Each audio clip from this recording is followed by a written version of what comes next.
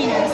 Dahil inspire ako kay VP Sara sa kanyang leadership. Alam na alam ko, walang iba sa ngayon na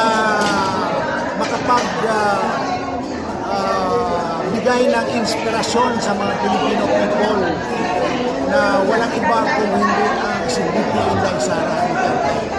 Believe ako sa kanyang leadership. Kung siya ang magiging presidente, maging matino ang Pilipinas, ang opisyalis ng tigil, mahihindog ang korupsyon at mabangon ulit ang Pilipinas. Kaya hindi ako nag-atubili. Composer ako, kaya ginamit ko yung expertise ko sa pag-compose ng kanta, Agila ng Pilipinas, Inday Sara Duterte, para matutulungan ko siya. Kasi umuugong po ngayon yung pangalan na Dr. Ronald Adamat. Sabi po ng mga viewers, meron ba po ba kayo plano na lumaban in political position sa mga next pa. ano? Although may mga nag-i-endorse sa akin tulad niya kanina, gusto nila mag-run ako ng senador. Pero hindi basta-basta yun, dapat pag-isipan. Kung wala kang resources, it's a political suicide. Tingnan natin sa mga dating araw, hindi natin pino-close yung possibility. Pero sa ngayon, malayo sa inisip ko yan. Basta ang sa akin, nakakompose ako ng kanta bilang tulong po kay VP Inday Sara Duterte.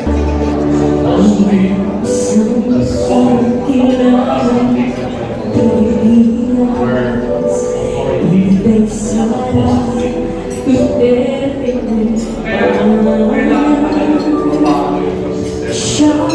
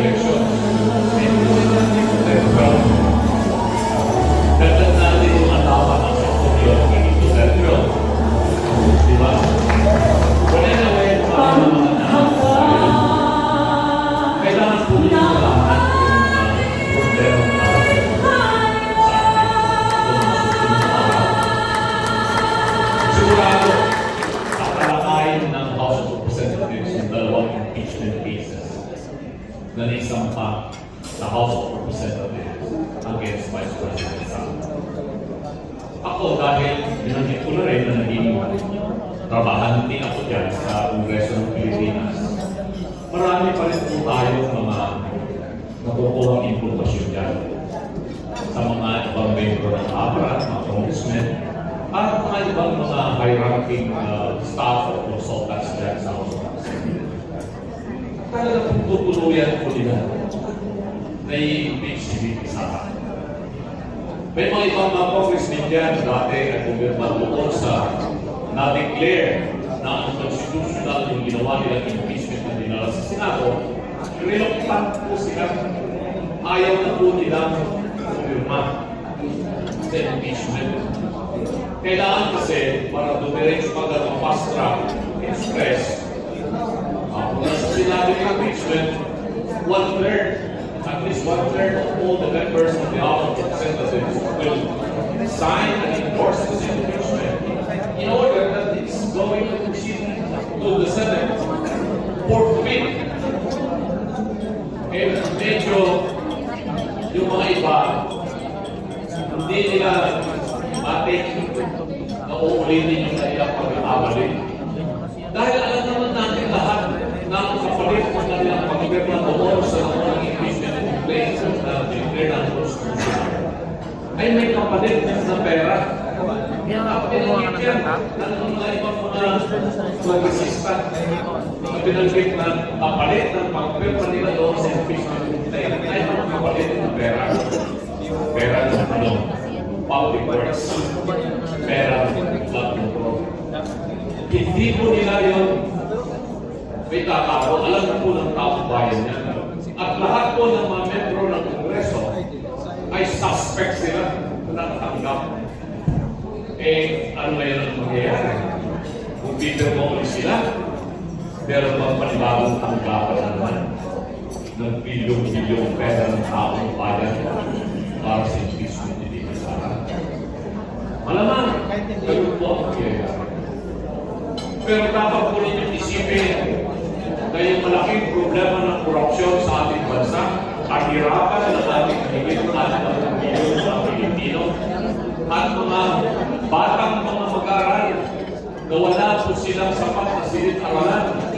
There are more than 160,000 classroom shortage ng Pilipinas na yun. Halos hindi makapag-aaral yung ating mga anak ng maayos dahil sa ating facilities education. Pero lahat po itong pagkukulang ng pamahalaan itong gobyerno nasa kasalukuyan ngayon. Gusto po nila mapagtakpan yan. And one way for them, in order to divert the attention of our people from these chronic problems that beset our country today, is again to impeach Vice President Sara, and we are going to have Isa Azuela in the Senate. Kausap ko yung ibang mga senador ng mga kaibigan natin. They are under extreme pressure. Kung ano-ano na yung kanilang mga tinatanggap ngayong pananakot, nandiyan population sila, meron silang warrant of arrest ng Amerika, whether warrant of arrest galing doon sa ICC dahil, o kaya yung warrant of arrest na i-issue ng Sandigan Bayan on charges of conversation of public funds with falsification of documents which are non-bailable. So lahat po ito ngayon ay problema rin po inaabot ng ating mga mahal na mga senador na sa tingin po sa atin ay kasama po